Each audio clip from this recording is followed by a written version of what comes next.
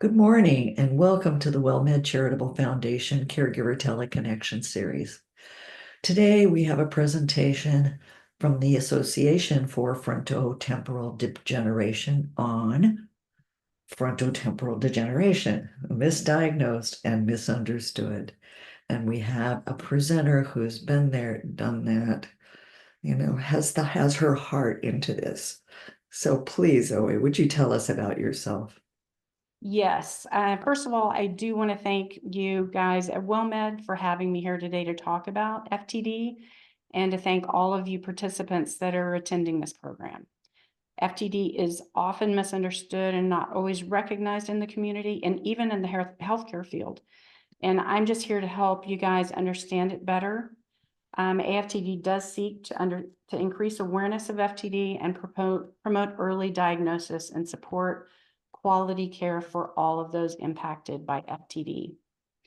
So this is a picture of my family, my mom, dad, and then my three sisters.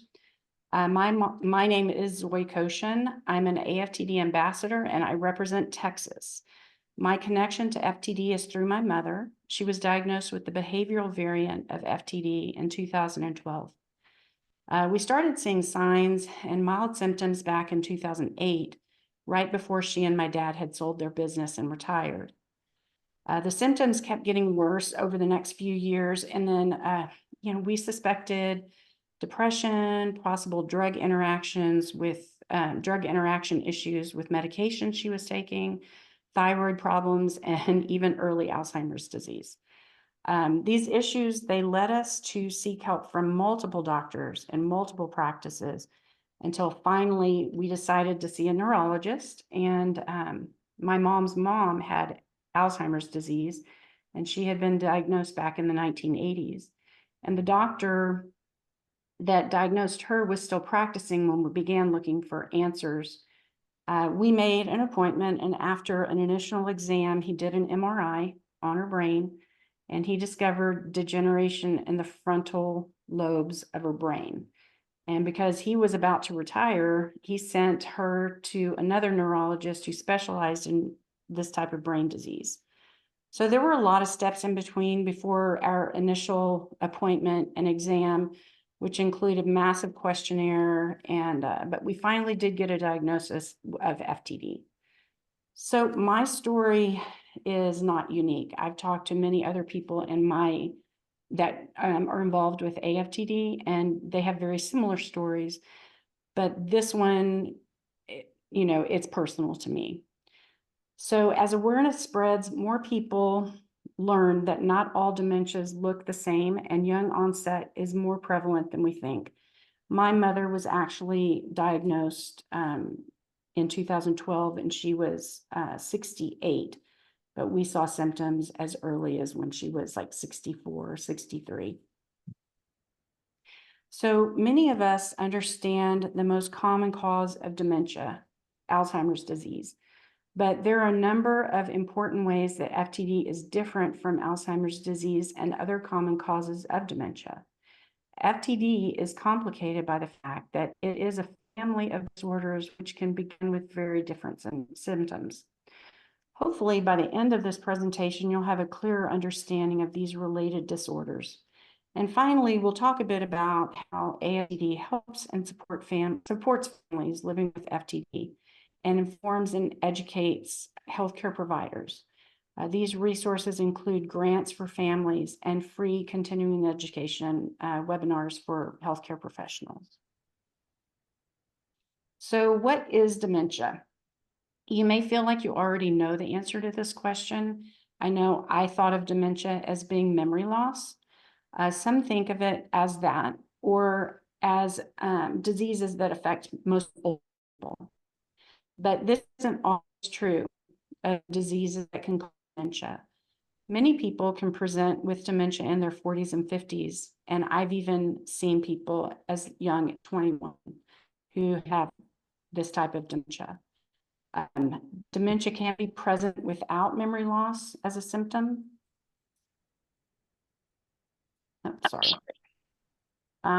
Without memory loss as a symptom.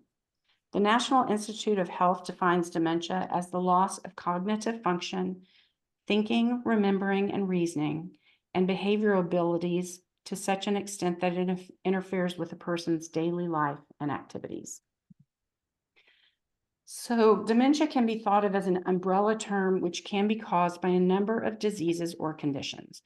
There are numerous causes of dementia. Some of the most common causes are Alzheimer's disease, Lewy body dementia, frontotemporal degeneration, and vascular dementia. The term mixed dementia is used when a person has impairment caused by more than one type of disease. The signs, symptoms, causes, age of onset, and prognosis differ based on the specific disease. How the disease progresses is also different for each person.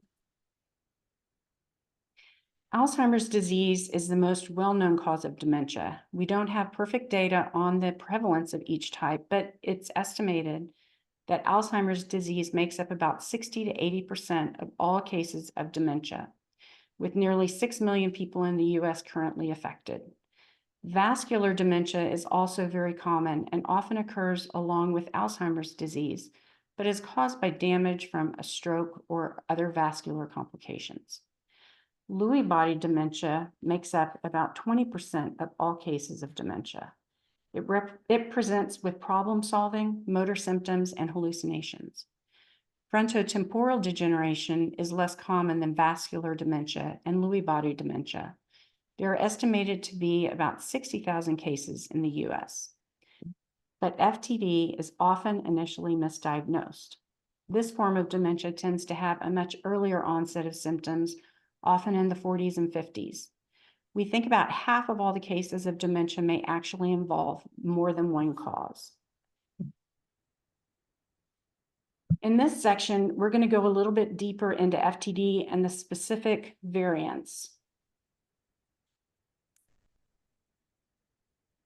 This slide is of PET scan brain imaging of different types of dementia and shows where the primary damage has focused. Positron emission tomography, or PET, is a functional imaging technique that uses a radioactive substance known as radio tracers to visualize and measure changes to organs within the body, in this instance, in the brain. A PET scan is used to diagnose and evaluate organs and tissues for the presence of disease and other conditions. PET may also be used to evaluate the function of organs such as the heart and the brain. The most common use of PET is in the detection of cancer and the evaluation of cancer treatment. Amyloid plaque and tau tangle associated PET scans are more and more commonly used in Alzheimer's disease research. So what do the different colors mean in the imaging seen on this slide? In general, the red and yellow areas indicate very high metabolic activity. The green area indicates moderate metabolic activity, and the blue area indicates low metabolic activity. With this slide, the front of the brain is at the top of each brain image. On the FTD slide, we see significantly lower activity, specifically in the frontal lobes. Larger black areas reflect spaces in the brain, ventricles, and atrophy.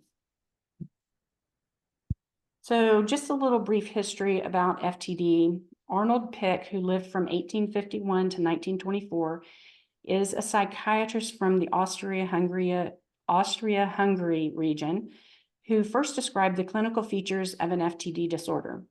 In 1892, he studied and reported on the clinical symptoms of a patient known as August H., who suffered from severe aphasia or loss of language skills due to the temporal degeneration, and was later thought to be the first published case of primary progressive aphasia.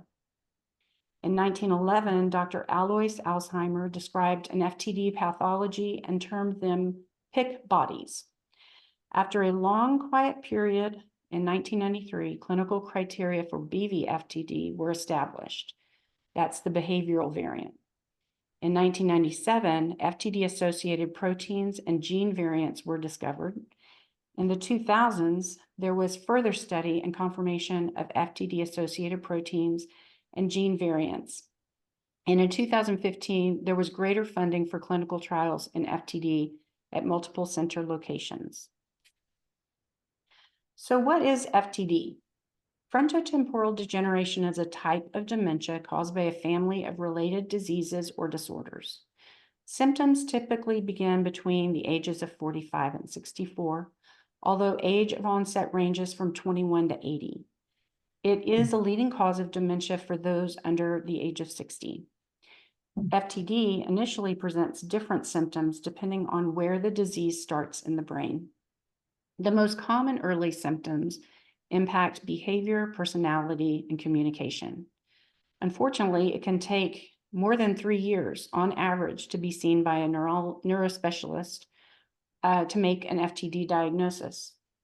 Along the way, families may be seen by 3 or more doctors, and during this time, the person may be diagnosed or undergoing ineffective treatments for some other conditions. Because of the typical younger onset of FTD, many persons with FTD or their care partners can still be working with their medical insurance related to employment, still paying off a mortgage or other loans, be saving for retirement, paying for college for their children, or still have kids at home. All of these typical midlife activities can be turned upside down by the onset of FTD symptoms and ultimately an FTD diagnosis. So you may be wondering why these specific changes or symptoms happen. The frontal lobes are located in the front of the brain, one in the right hemisphere and one in the left. The frontal lobe in the left hemisphere is critical for motor control and speech. The frontal lobe is also responsible for judgment, personality, inhibitions, and a person's affect. This is why FTD, which starts in this part of the brain, can cause personality changes. With behavioral variant FTD, noticeable behavior and personality changes are often the first signs of the disease seen by the family. The frontal lobe also focuses on initiating action and physical movement. The temporal lobes are located on the sides of the brain, almost directly under your temples.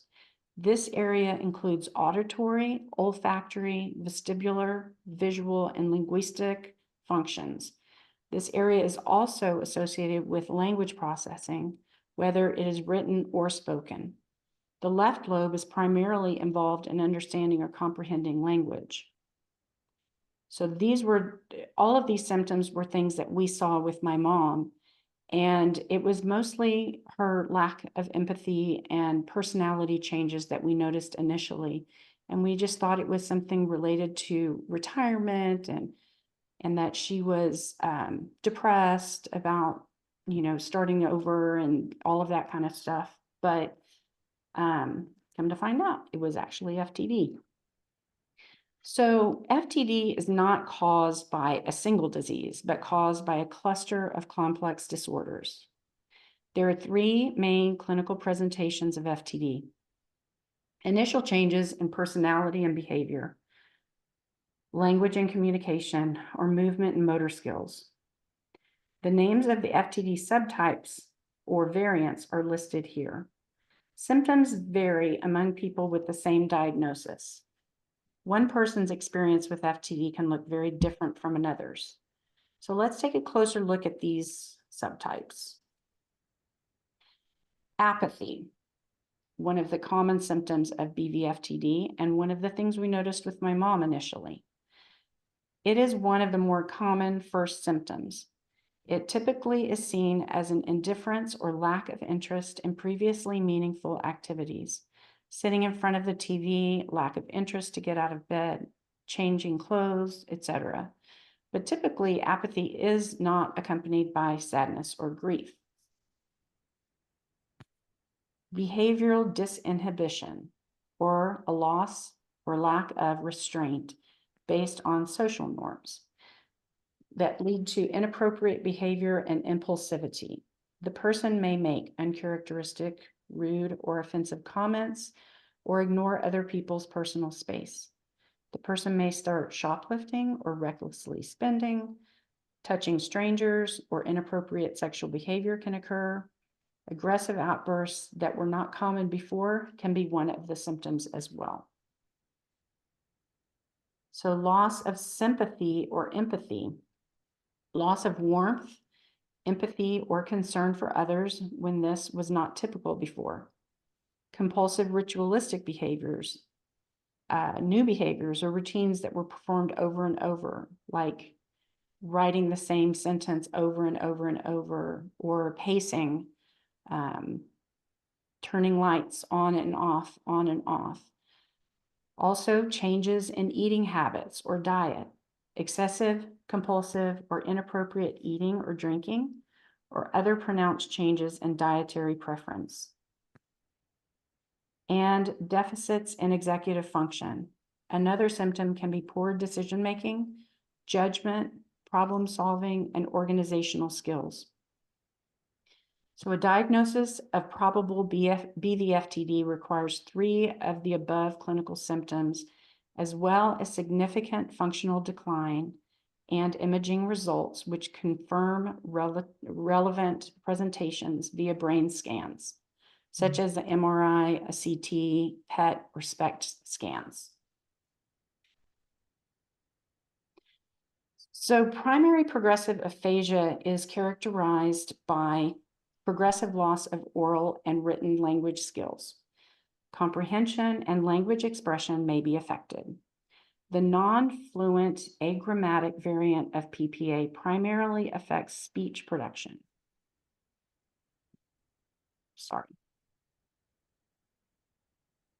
Individuals begin to lose proper grammar, especially their ability to use small connecting words, but have preserved language comprehension for specific items and objects. This causes speech to become effortful and hesitant, and sentence length becomes progressively shorter or truncated. Writing and language comprehension may be affected in the same manner. Now, the semantic variant is primarily a loss of word meaning or anomia. Here, the meaning of specific words is lost, and both comprehension of the word and the ability to retrieve the name of an object may be lost. Difficulty reading or writing words that don't follow pronunciation or spelling rules. The person retains fluent speech and proper grammar. Word substitution errors are common. And then finally, the logopenic version of aphasia. With this variant, speech is slow, but grammar and comprehension are less affected. A person may lose the ability to repeat phrases or sentences. Sound substitutions are also seen, as in the wrong word is used, which rhymes with the intended word.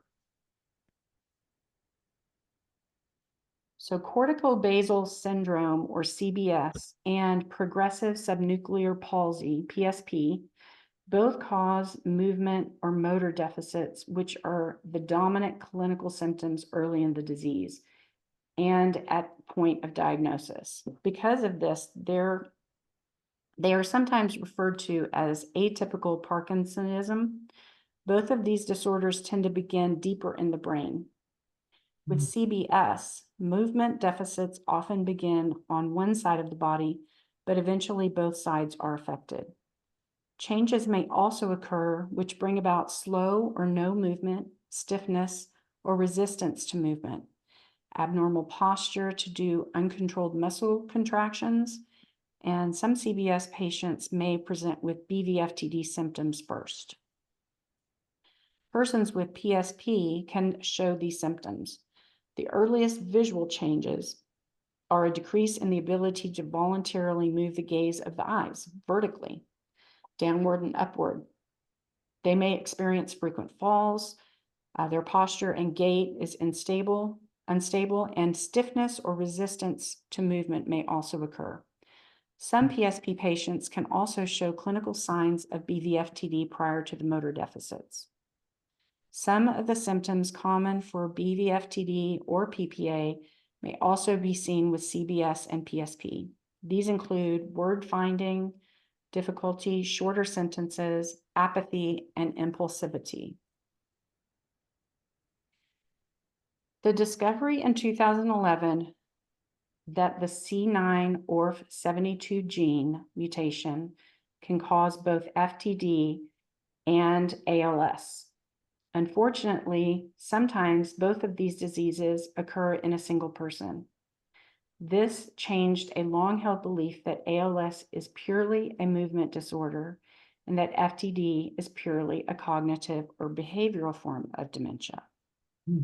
Symptoms of frontotemporal degeneration, commonly the BVFTD symptoms, are often noticed first, with motor symptoms identified later. As many as 20% of the people with FTD develop signs of ALS, also called motor neuron disease, MND, or Lou Gehrig's disease in the US. Likewise, approximately half of the individuals diagnosed with the most common form of ALS exhibit neuropsychological symptoms or cognitive decline. Managing the disease can become a very difficult balancing act. Early detection and careful monitoring of cognitive deficits in ALS are crucial for patient and caregiver support and to enable management of the individual needs of those with FTD and ALS and their care partners. So now we're going to talk a little bit about the impact on families. A few years ago, AFTD did a study on the cost of FTD with responses from nearly 700 care partners and caregivers. Published in the journal Neurology in 2017, the study concluded that the average annual costs associated with FTD are roughly double those of Alzheimer's disease.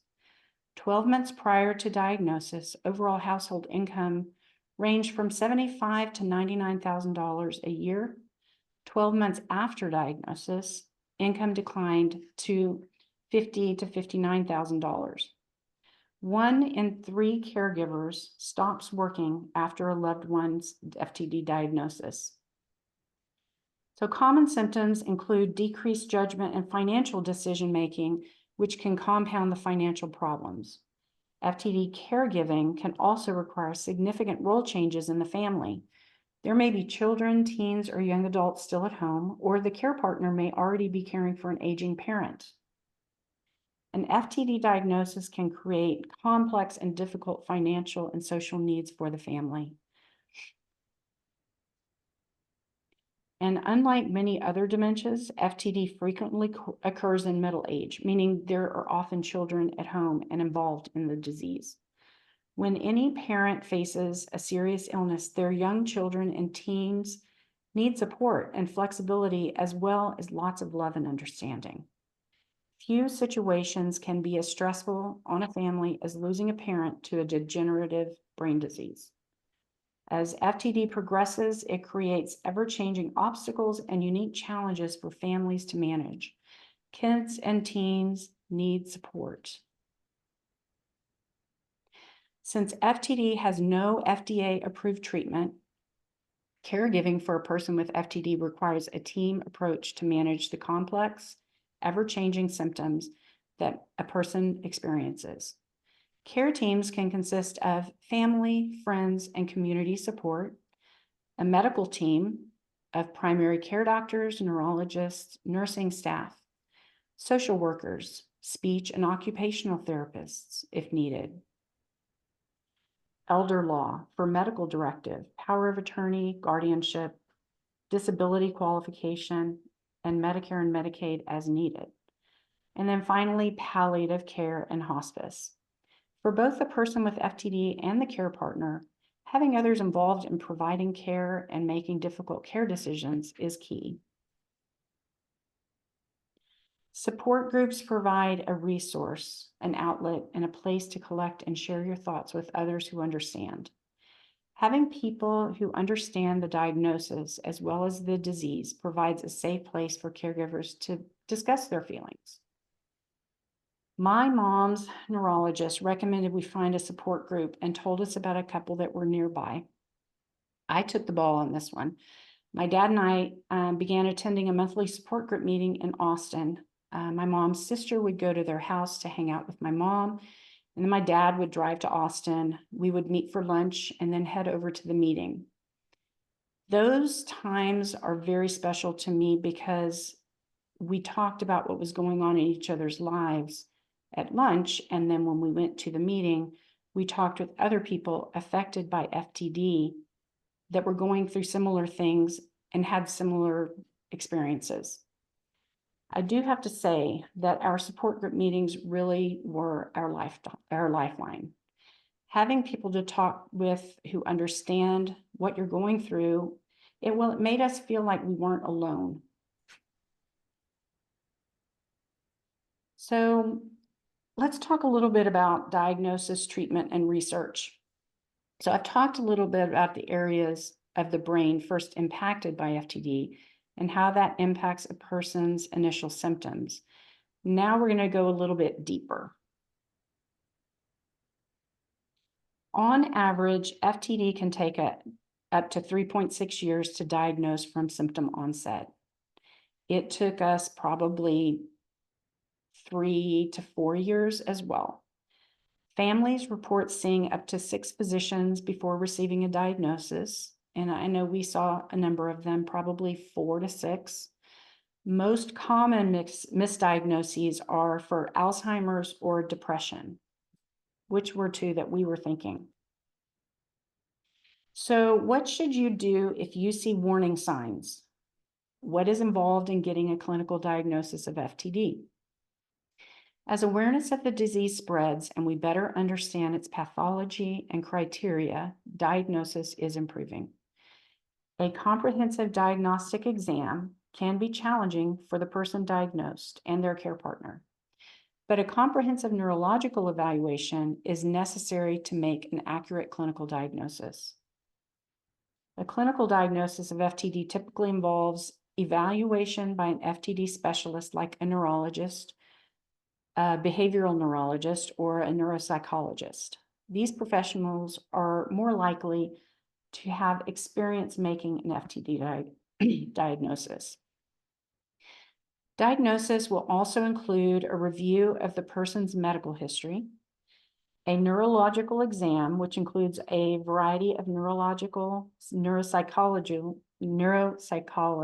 psychological, and imaging tests, and a review of changes in behavior and personality, language and movement that have been observed and reported by care partners or other family members and friends.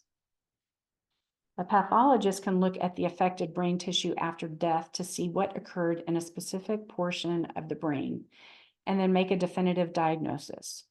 We donated my mom's brain to the Mayo Clinic in Jacksonville, Florida for a definitive diagnosis, and they were able to confirm that she did have BV FTD. They were also able to tell us that there were no known genetic mutations present, but that based on family history, there was a familial aspect to FTD. So there is hope with current research and research participation. Right now, there are no FDA-approved treatments that impact the FTD disease process. Nothing proven yet that stops or slows or reverses the brain changes of FTD. Research is taking place now to confirm treatments to directly disrupt the FTD disease and to better address the symptoms. These treatments can be effective to manage the symptoms of FTD. There are some off-label uses of medications for symptoms. The use of medications to treat depression, anxiety, compulsive behaviors that are being used in the general population, but not approved specifically for FTD. Caregivers and care partners can better manage behavioral symptoms by learning new approaches to care and communication. Instead of arguing or reasoning, sometimes caregivers can redirect a person to another focus or activity. Or if a care task or activity is causing a disagreement, taking a time out and trying again later can be helpful. The structure and dependability of maintaining a schedule can also be useful. Modifying the environment to reduce distractions can also help. Medications can also help with certain behavioral symptoms. Some antidepressants may help with social disinhibited or impulsive behaviors. Some medications may help with aggression and delusions. Specialty therapies like speech therapy, physical therapy, and occupational therapy can also be helpful with symptom management and promoting safety and independence. Palliative care is specialized medical care for people facing serious illness. And the primary goal with palliative care is prevention of illness-related distress, whether physical, spiritual, or psychological. Dementia-friendly spaces like churches and community centers also offer support, understanding and support to those with neurocognitive challenges like FTD. So is FTD inherited? So we're going to talk a little bit about the types of FTD and the genetics. So research into the causes and genetics of FTD is a very active area of focus in the field. Because many people with FTD are undiagnosed or incorrectly diagnosed, exact data is not yet possible. There have been multiple studies since 2009 that have identified that approximately 40% of people with FTD do have a family history of some type of dementia, a major psychiatric condition, or progressive changes in movement. That was the case with my mom. On her mother's side of the family, there were cases of Alzheimer's disease, ALS, Parkinson's, and now FTD. A subset of familial FTD cases are caused by a change or mutation in a single gene that are inherited from a parent. All known genetic forms of FTD are autosomal dominant, meaning that if one parent has an FTD-associated variant, the child has a 50% chance of inheriting it.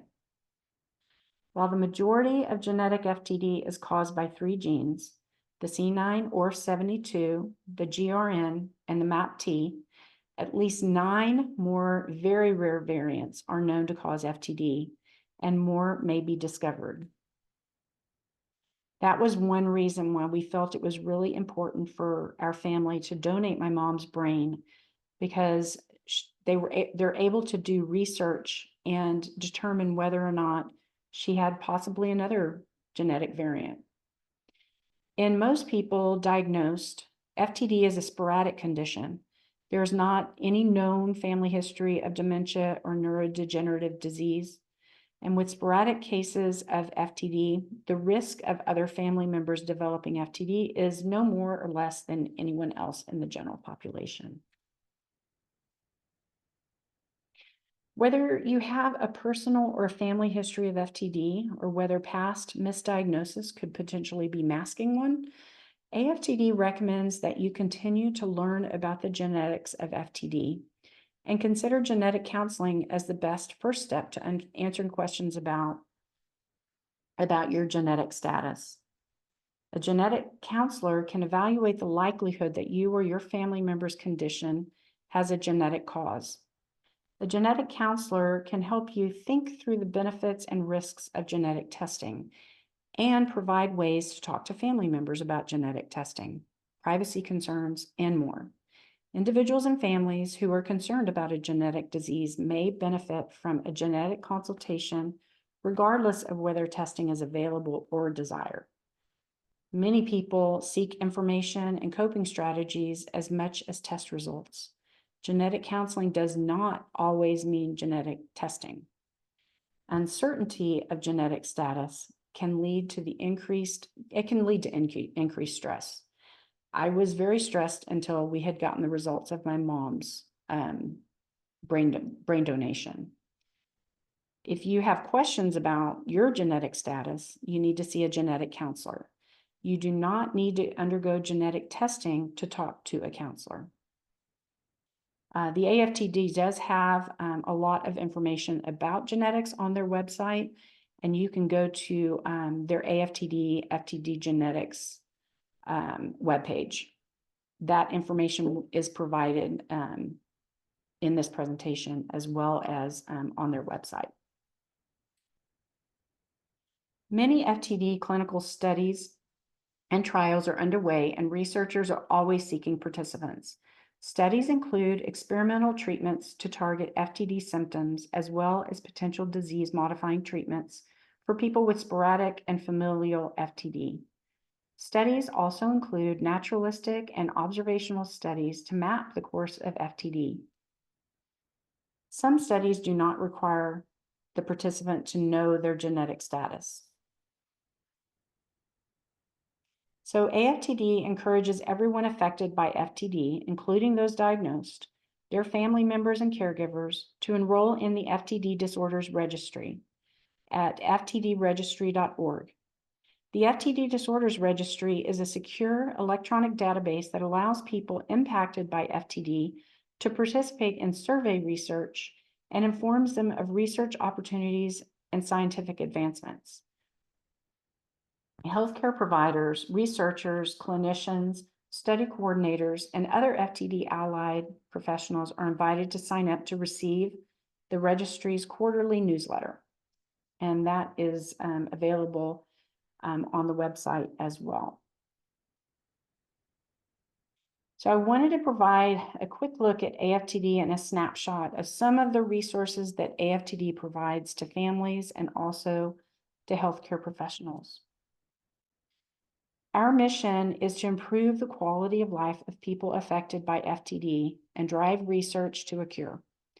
We work every day to advance research, awareness, support, education, and advocacy by promoting and funding research toward diagnosis, treatment, and a cure, stimulating greater public awareness and understanding, providing information and support to those directly impacted, promoting and providing education for healthcare professionals, and advocating for research and appropriate, affordable services.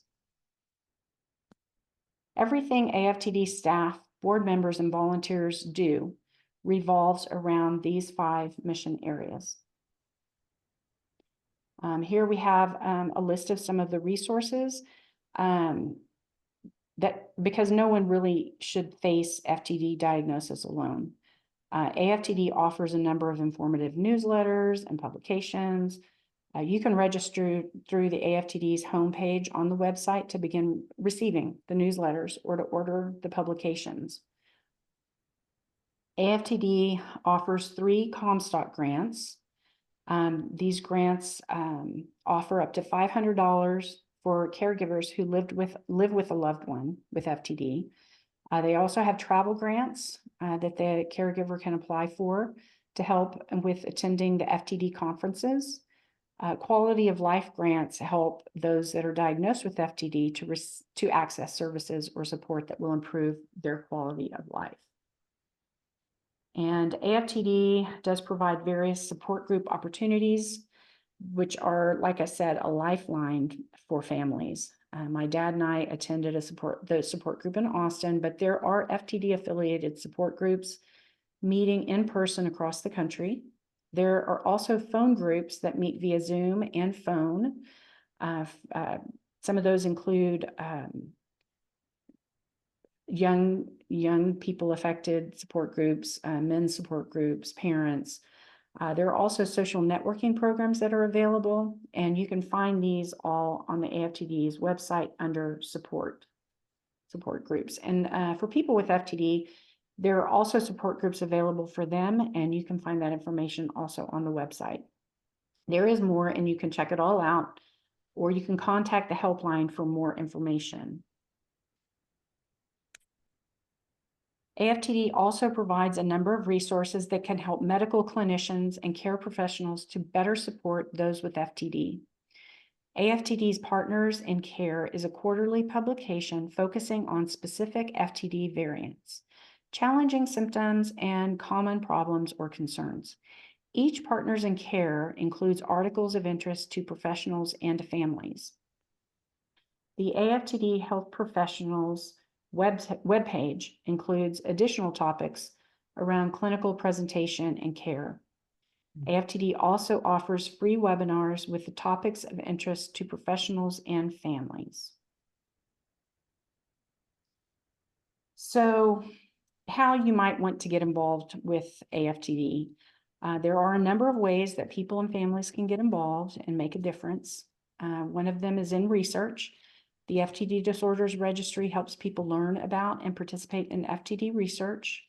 You can share information with your network and colleagues and help us to stop the stigma of FTD. You may also consider doing a fundraiser to support AFTD's mission, and you can join our AFTD volunteer network to help spread the word in your community. And finally, you can become an advocate for change in your community. We have a number of people in our group of ambassadors who are working toward proclamations and awareness with the government, the state governments and city governments, to raise awareness of FTD. And here are some ways that you can stay connected. I do want to tell you that we are currently right in the middle of World FTD Awareness Week. We're about on day 4, I think it is. We as an organization also have one of our big fundraising events currently going on called Food for Thought. And the other interesting, well, I find it interesting that it all coincides with my mom's birth month. She was born on September 7th, 1944. And I do all of this just to honor her memory. So, Wow. guess Wow. Zoe, that was a beautiful presentation. You never should have worried about it. It was succinct, amazing, and more information than I have ever heard in terms of the different variants of FTD and how to recognize those. So, folks, it is time for you to ask your questions or talk about your experiences with FTD, because we have someone who can, listen and maybe help or, or learn. I mean, I know I learn on every one of these phone calls. So go right ahead, unmute yourself, go to the chat room. We want to hear from you. And if you're on the phone today, all you need to do is to press *6, and I can see that you have muted yourself, and I will call upon you by your prefix. So go ahead, folks.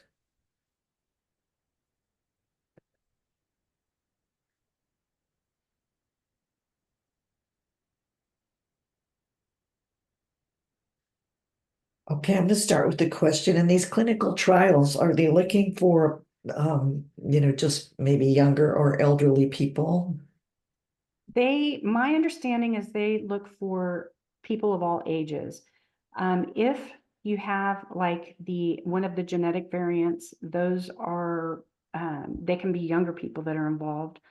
I know of 2 people involved that are in their early 30s. And their dad has the C9orf72 gene, and they both have tested positive for that. So they are currently doing clinical trials up around the Iowa area.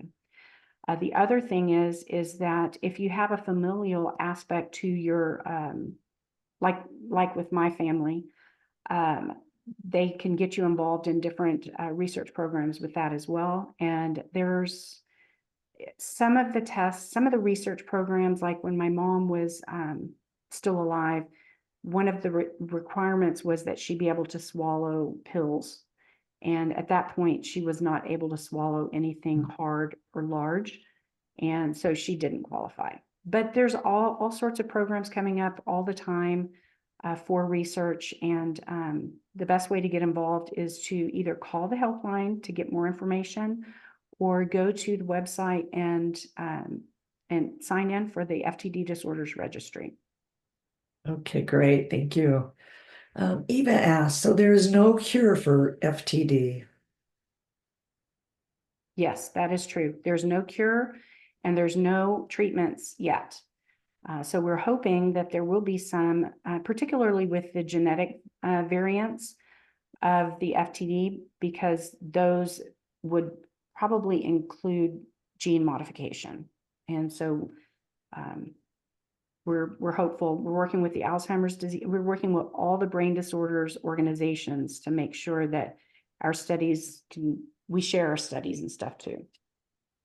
So they can cross. Nothing yet. Yeah. Yes. Okay.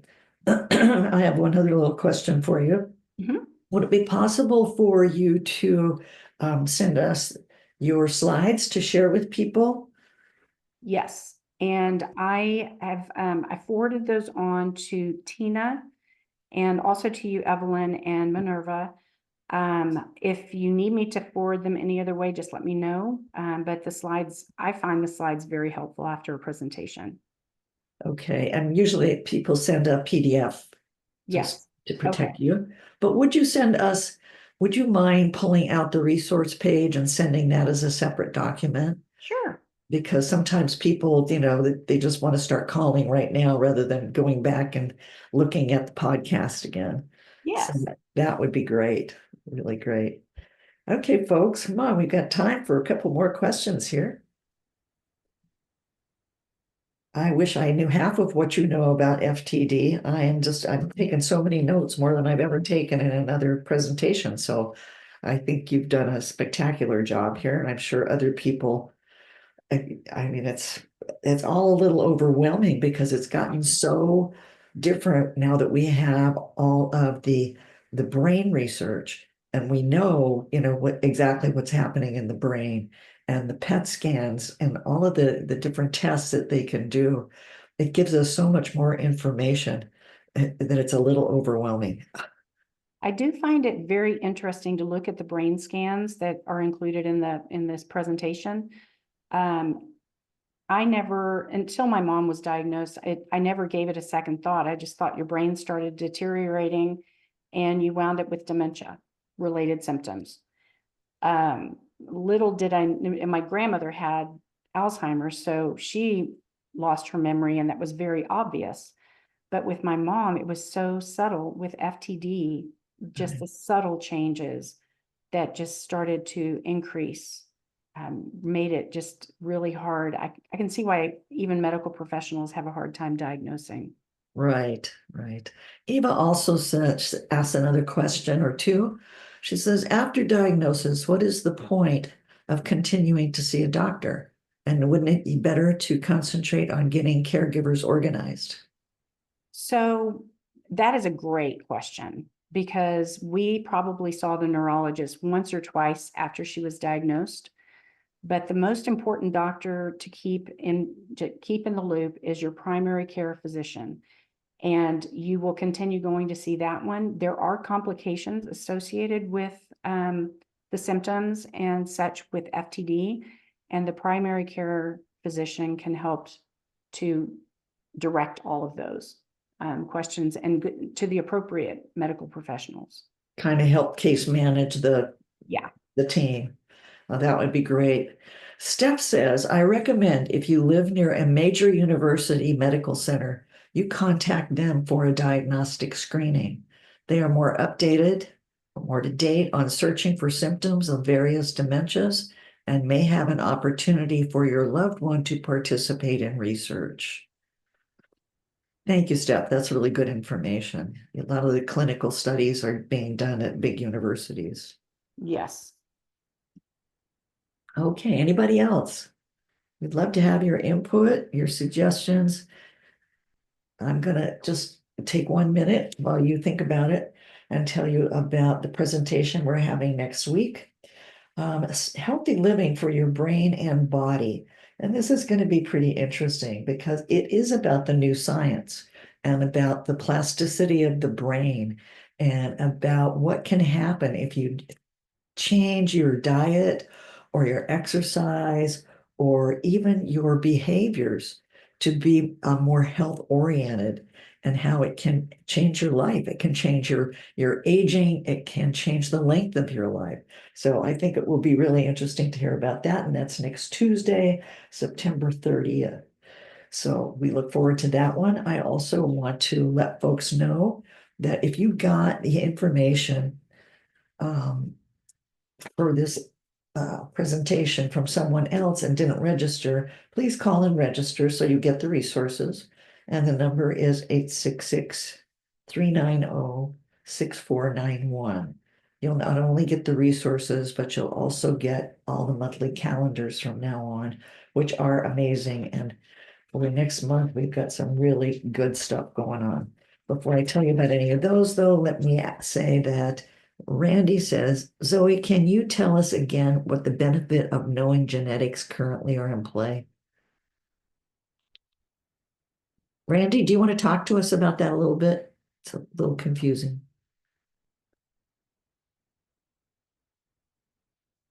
So the one of the things that I have found with the genetic aspect of FTD is that you can make life decisions based on what you know will happen.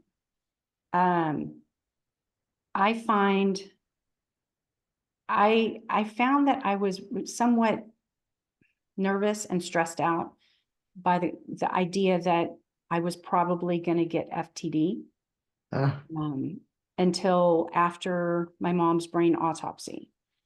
And when I discovered that she didn't have one of the genetic variants, I was somewhat relieved. I don't know if I'm answering the question. I think that does answer the question, yeah. But if you'd had her genetic variants, if she'd had them, Yes. then you would have been much more concerned. Yes, and I probably would have gotten more involved in clinical trials. One of my fellow ambassadors, the one I was talking about during the presentation, her husband has FTD. He is in clinical trials along with his daughter, their daughter and son. And they are hoping that their involvement, very extensive involvement in clinical trials and research, will help to be a catalyst for finding a cure, or at least treatments or genetic modifications to stop or reverse, probably not reverse, but stop the progression of FTD. So there's all sorts of reasons that it's important to know, but the genetic counseling aspect of it is critical. And I did talk to a genetic counselor during the whole process of finding out the results of my mom's brain autopsy.